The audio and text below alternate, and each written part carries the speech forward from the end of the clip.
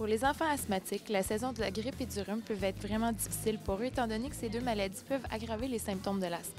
Je suis Véronique pour WatchMojo.com. Aujourd'hui, nous rencontrons le Dr Francisco Noya, qui est directeur du Centre de l'asthme à l'Hôpital de Montréal pour enfants, afin de discuter des meilleurs traitements pour ces deux maladies hivernales pour les enfants qui souffrent d'asthme. Pouvez-vous nous expliquer qu'est-ce que l'asthme? C'est une condition dans laquelle les bronches peuvent devenir plus étroites, causant une difficulté à respirer. Les bronches, normalement, sont bien ouvertes et les muscles qui sont autour se contractent.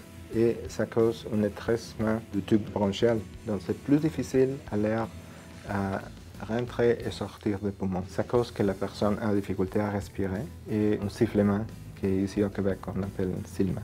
Quelle forme d'asthme est plus présente chez les enfants? Il y a beaucoup plus de personnes ou des enfants de moins de 5 ans qui ont des sifflements comparé à des enfants plus âgés. L'autre différence, c'est que chez les enfants de moins de 5 ans, les symptômes d'asthme apparaissent seulement pendant que l'enfant a une infection virale de la voie respiratoire.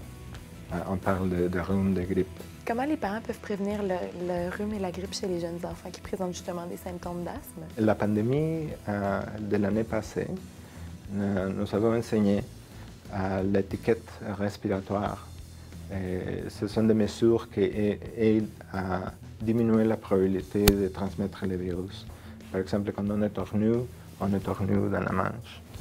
Okay? Si on se désinfecte les mains souvent, si il y a une personne qui a un rhume, on garde distance. L'autre mesure, c'est concernant la grippe. Les personnes qui ont de l'asthme, adultes ou enfants, qui attrapent la grippe, ont un risque plus grand d'avoir une maladie plus sévère que la grippe, plus de complications, inclus la mort. Je suggère fortement qu'une personne asthmatique doit être vaccinée chaque année contre la grippe. Avez-vous des petits conseils pour les parents ou des trucs justement pour aider ces enfants-là? Le traitement immédiat est en utilisant un bronchodilatateur.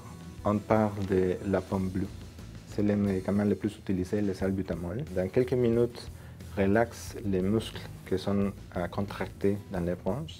Donc, les bronches deviennent ouvertes et ça permettrait à l'enfant à mieux respirer. On l'utilise avec une chambre d'espacement. Ça, c'est pour les enfants de moins de 5 ans, avec un masque. Et les enfants plus âgés utilisent la bleue avec un bec. Ça, c'est le traitement de dépannage, okay, de soulagement. Il y a des enfants qui qualifient pour un traitement qu'on appelle de contrôle, avec des pompes qui ont une action anti-inflammatoire. Parce que les enfants qui ont besoin de ça, c'est à cause que l'enfant a une inflammation dans les bronches qui est de manière chronique. Les enfants qui ont besoin de prendre le traitement de contrôle, on peut parler de 3 groupes.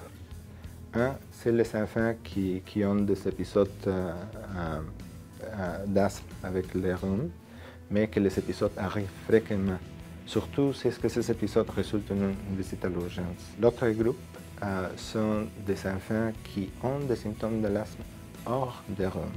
Et le troisième groupe sont des enfants qui ont des épisodes asthmatiques virales, mais qui ont des facteurs de risque pour rester asthmatique après 6 ans d'âge. Ces facteurs de risque sont si l'enfant a des allergies, on peut dire acariens par exemple, chat, chien, ou des allergies alimentaires, si l'enfant a de l'eczéma, ou si qu'un des parents est asthmatique.